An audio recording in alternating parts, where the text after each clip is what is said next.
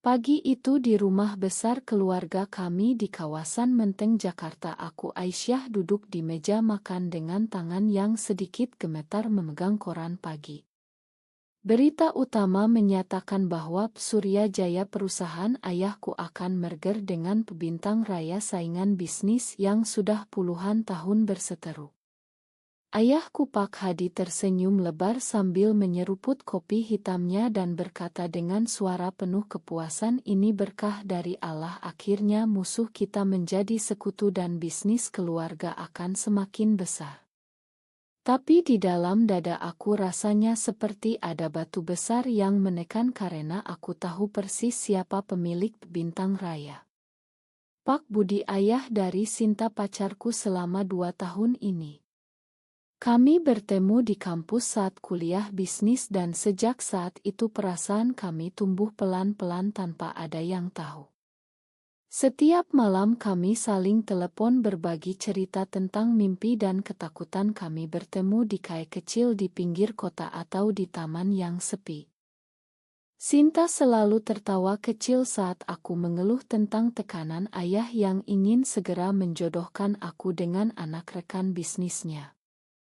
Malam sebelumnya Sinta menelepon dengan suara yang bergetar, "Aisyah, berita merger ini sudah beredar. Apa yang harus kita lakukan? Keluarga kita akan bertemu dalam rapat besar dan rahasia kita tidak bisa disembunyikan lagi." Aku hanya bisa diam, air mata mengalir di pipi karena aku tahu betapa besar taruhannya.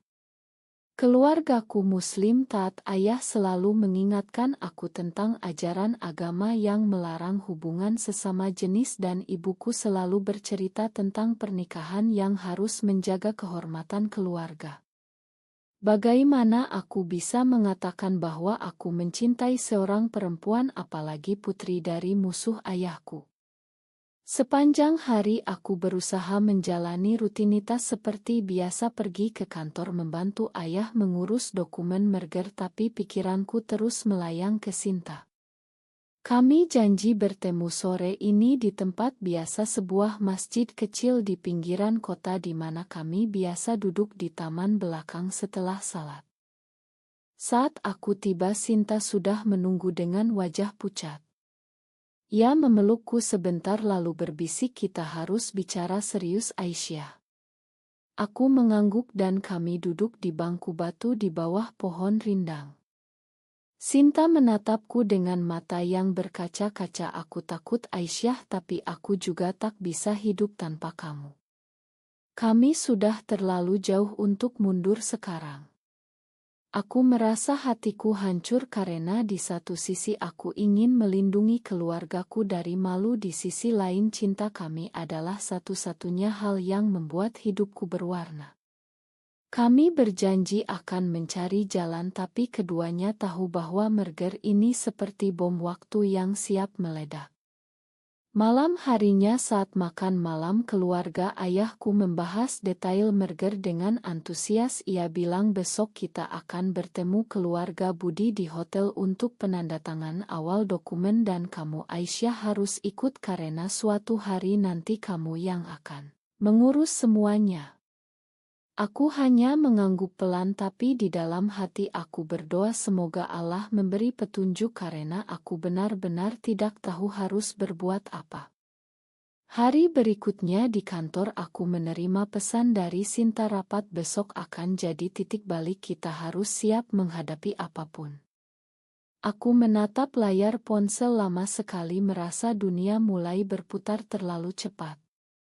Saat rapat pertama di hotel mewah di kawasan Sudirman, suasana terasa tegang meski semua orang tersenyum sopan. Ayahku dan Pak Budi saling berjabat tangan seperti sahabat lama, padahal dulu mereka pernah saling gugat di pengadilan bisnis. Ibu Sinta, Bu Rina, memeluk ibuku dengan ramah dan berkata semoga merger ini membawa berkah untuk kedua keluarga. Aku dan Sinta duduk berhadapan di meja bundar, berusaha tidak saling pandang terlalu lama, tapi setiap kali mata kami bertemu ada arus listrik yang membuat jantungku berdegup. Pak Budi mulai membahas detail kontrak dan ayahku mengangguk setuju, tapi kemudian ia menoleh ke arahku. Aisyah, kamu harus belajar dari sekarang karena kamu pewaris satu-satunya. Pak Budi tertawa kecil dan menatap Sinta dengan bangga. Anakku Sinta juga sudah siap, ia baru saja menyelesaikan magang di perusahaan kami. Sinta tersenyum tipis, tapi aku tahu di balik senyum itu ia sama tegangnya denganku. Setelah rapat selesai, kedua keluarga makan siang bersama di restoran hotel dan obrolan mengalir ke soal pernikahan anak-anak. Ibuku berkata dengan nada bangga, Aisyah, sudah waktunya kami cari calon yang baik dari keluarga terhormat. Bu Rina mengangguk setuju dan melirik Sinta, mungkin kami bisa saling membantu mencarikan jodoh yang sesuai. Kata-kata itu seperti pisau yang menusuk hatiku karena aku tahu tidak ada tempat untuk cinta kami di meja itu. Sore harinya aku dan Sinta berhasil kabur sebentar ke teras hotel. Di sana Sinta memegang tanganku pelan dan berbisik, aku tak tahan lagi Aisyah. Setiap kali mereka bicara tentang pernikahan aku merasa seperti orang asing di keluargaku sendiri. Aku menjawab dengan suara pelan, kita harus punya rencana, mungkin kita bisa tunggu sampai merger selesai baru bicara. Tapi Sinta menggeleng kepala, semakin lama semakin sulit, rahasia ini akan meledak dengan sendirinya. Malam itu di rumah aku tidak bisa tidur, aku bangun dan pergi ke musola kecil di belakang rumah. Aku sujud lama sekali memohon petunjuk, tapi suara hati kecilku terus berbisik, apakah cinta ini salah padahal rasanya begitu benar. Keesokan harinya berita merger semakin ramai di media dan kedua keluarga semakin sering bertemu. Setiap pertemuan membuat aku dan Sinta semakin dekat secara diam-diam tapi juga semakin takut. Suatu sore saat kami bertemu di taman dekat masjid, Sinta berkata dengan suara tegas, Aisyah, aku sudah memutuskan kalau merger ini resmi kita harus ungkap semuanya, aku tak mau hidup dalam kebohongan lagi. Aku terdiam lama merasa dunia berhenti berputar karena aku tahu keputusan itu akan mengubah segalanya selamanya. Minggu berikutnya rapat besar di kantor pusat Surya Jaya diadakan dan seluruh keluarga besar dari kedua belah pihak hadir. Suasana penuh harapan, tapi aku merasa seperti sedang berjalan di atas ranjau. Ayahku membuka pidato dengan ayat Al-Quran tentang persatuan dan berkah dan semua orang mengamini. Pak Budi kemudian berdiri dan mengucapkan terima kasih atas kepercayaan ini. Saat jeda makan siang, Sinta menarikku ke koridor sepi dan berkata dengan mata berkaca-kaca, hari ini atau besok Aisyah, kita tidak bisa menunda lagi. Aku mengangguk meski dada terasa sesak. Sore harinya di rumah keluargaku, ayah memanggilku ke ruang kerjanya dan berkata dengan suara serius, Aisyah, ada kabar baik, Bu Rina bilang Sinta belum punya tunangan, mungkin kita bisa jodohkan kalian meski beda agama bisnis, tapi tidak masalah asal keluarga baik. Aku hampir tersedak mendengarnya dan hanya bisa menggeleng pelan, ayah, aku belum siap untuk itu. Ayah memandangku lama lalu berkata dengan nada kecewa, kamu anak perempuan satu-satunya, jangan buat ayah kecewa. Malam itu aku menelepon Sinta dan menceritakan semuanya. Ia diam lama lalu berkata dengan suara mantap, besok di acara penandatangan resmi aku akan bicara di depan semua orang. Aku merasa takut tapi juga bangga karena cinta kami akhirnya akan keluar dari bayang-bayang. Keesokan paginya di aula besar hotel saat acara penandatangan merger akan dimulai, suasana penuh kamera dan tamu penting. Pak Hadi dan Pak Budi berdiri di panggung dengan dokumen di tangan. Sebelum tinta kering, Sinta tiba-tiba berdiri dan meminta izin bicara. Semua mata tertuju padanya. Dengan suara yang sedikit bergetar tapi jelas, Sinta berkata, saya Sinta putri Pak Budi ingin mengumumkan sesuatu yang penting. Saya mencintai Aisyah putri Pak Hadi dan kami telah menjalin hubungan selama 2 tahun. Ruangan langsung hening seperti kuburan. Ayahku menatapku dengan mata penuh kecewaan dan Pak Budi memegang dada seolah terkena serangan jantung. Ibu-ibu menangis dan tamu-tamu saling berbisik. Saat itu aku tahu hidup kami tidak akan pernah sama lagi. Kekacauan langsung meledak setelah pengumuman Sinta. Pak Budi berteriak keras, "Ini tidak mungkin Sinta, kamu mempermalukan keluarga dan agama." Ayahku berdiri dengan wajah merah padam dan menatapku, "Aisyah, apa maksud semua ini? Kamu sudah gila." Kamera-kamera terus merekam dan berita langsung menyebar di media sosial. Kami berdua dibawa keluar dari aula oleh security sementara kedua keluarga bertengkar hebat di belakang panggung. Di ruang tunggu Sinta memegang tanganku erat dan berkata, "Maafkan aku Aisyah, tapi aku tidak tahan lagi. Aku hanya bisa menangis karena aku tahu keputusan ini benar tapi harganya sangat mahal." Malam harinya di rumah ayah memanggil rapat keluarga besar dan semua kerabat datang. Mereka bergantian bicara tentang dosa, tentang aib keluarga, tentang bagaimana masyarakat akan memandang rendah kami. Seorang paman yang ustad berkata dengan suara tegas, "Ini melanggar ajaran agama Aisyah, kamu harus taubat dan putus hubungan ini demi keselamatan akhiratmu." Aku mendengarkan semua itu dengan hati hancur, tapi di dalam dada ada kekuatan baru yang tumbuh. Ibu menangis peluk aku dan berbisik, "Nak, ibu sayang kamu, tapi apa yang kamu lakukan ini sulit diterima."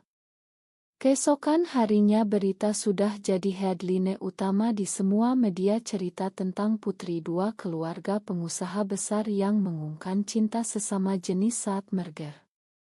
Telepon rumah tidak berhenti berdering, rekan bisnis membatalkan kontrak dan beberapa kerabat memilih menjauh. Sinta juga mengalami hal yang sama di keluarganya. Pak Budi mengusirnya dari rumah dan Bu Rina hanya bisa menangis tanpa bisa berbuat apa-apa. Kami berdua akhirnya tinggal di apartemen kecil yang aku sewa diam-diam. Di sana kami duduk berpelukan lama sekali tanpa kata-kata. Sinta berbisik, "Kita sudah kehilangan banyak Aisyah, tapi setidaknya kita jujur sekarang." Aku mengangguk tapi air mata tetap jatuh karena aku sadar bahwa kejujuran kadang datang dengan harga yang sangat mahal. Beberapa hari kemudian kami mulai menerima pesan dukungan dari teman-teman lama dan beberapa komunitas, tapi juga banyak hate speech yang menyakitkan. Kami berusaha tetap kuat, saling mengingatkan bahwa cinta kami bukan dosa melainkan anugerah yang harus dijaga. Bulan pertama setelah pengumuman terasa seperti neraka. Bisnis kedua keluarga sempat goyah karena banyak mitra yang mundur karena isu agama dan tradisi. Ayahku hampir tidak bicara denganku dan setiap kali aku mencoba pulang ia mengunci pintu. Sinta juga tidak diizinkan bertemu ibunya. Kami berdua bekerja keras di perusahaan kecil yang kami dirikan sendiri dengan modal tabungan untuk membuktikan bahwa kami bisa mandiri. Setiap malam kami duduk di balkon apartemen bercerita tentang masa kecil kami, tentang mimpi yang dulu kami punya dan tentang bagaimana agama sebenarnya mengajarkan kasih sayang. Suatu hari ibuku datang diam-diam ke apartemen dan memeluk aku lama sekali. Ia berkata dengan suara pelan, "Ibu tidak setuju dengan pilihanmu nak, tapi ibu juga tidak bisa hidup tanpa kamu." Kami menangis bersama dan untuk pertama kalinya aku merasa ada celah harapan. Sinta juga mulai bicara dengan ayahnya melalui telepon meski masih dingin. Pak Budi berkata, "Kamu sudah membuat aib besar, tapi kalau kamu bahagia ayah tidak tahu harus bilang apa." Perlahan perdebatan kami dengan keluarga mulai berubah dari teriakan menjadi diskusi panjang tentang nilai-nilai tentang apa arti benar dan salah dalam hidup. Kami tidak berusaha membuktikan siapa yang menang tapi hanya saling mendengar. Di tengah semua itu bisnis merger akhirnya tetap jalan meski dengan syarat ketat dan kami berdua tidak lagi terlibat langsung. Kami memilih membangun hidup baru dengan menerima bahwa kami telah kehilangan banyak hal kehormatan keluarga besar, dukungan finansial dan bahkan sebagian teman lama. Tapi kami juga mendapatkan kebebasan untuk menjadi diri sendiri. Suatu sore kami pergi ke masjid yang sama tempat kami dulu sering bertemu dan salat bersama. Setelah itu Sinta memegang tanganku dan berkata, "Aisyah, terima kasih sudah berani bersama aku." Aku tersenyum dan menjawab, "Kita sama-sama bertanggung jawab atas pilihan ini." 2 tahun berlalu sejak hari pengumuman itu. Bisnis kecil kami tumbuh pelan-pelan dan meski masih ada yang menatap sinis, kami belajar untuk tidak peduli. Ayahku akhirnya mau bertemu kami lagi meski pembicaraan masih kaku, tapi ia mulai mengakui bahwa merger tetap berhasil berkat kerja keras semua pihak. Ibuku sering datang membawa makanan dan berbincang tentang kehidupan sehari-hari. Keluarga Sinta juga mulai melunak pak budi, bahkan mengirim pesan singkat selamat ulang tahun untuk putrinya. Kami tidak pernah meminta mereka menerima semuanya dalam semalam, tapi kami bersyukur atas setiap langkah kecil itu. Di apartemen kecil kami yang kini terasa seperti rumah sungguhan, kami sering duduk di teras menikmati senja dan mengingat perjalanan panjang kami. Cinta kami tetap sama murni dan dalam meski dunia pernah berusaha memisahkan. Kami sadar bahwa kebahagiaan sejati bukan tentang menang atau kalah, tapi tentang bertanggung jawab penuh atas setiap pilihan yang kami ambil. Malam ini saat kami berdua menatap langit Jakarta yang penuh bintang, aku memeluk Sinta erat dan berbisik, "Terima kasih sudah menjadi bagian dari hidupku." Ia tersenyum dan menjawab, "Kita sudah melewati badai terbesar bersama. Perjalanan kami belum selesai, tapi kami siap menghadapi apapun yang datang." Apakah mengungkapkan cinta sesama jenis di tengah tekanan agama dan tradisi adalah keputusan yang benar atau justru kesalahan besar yang merusak banyak hal?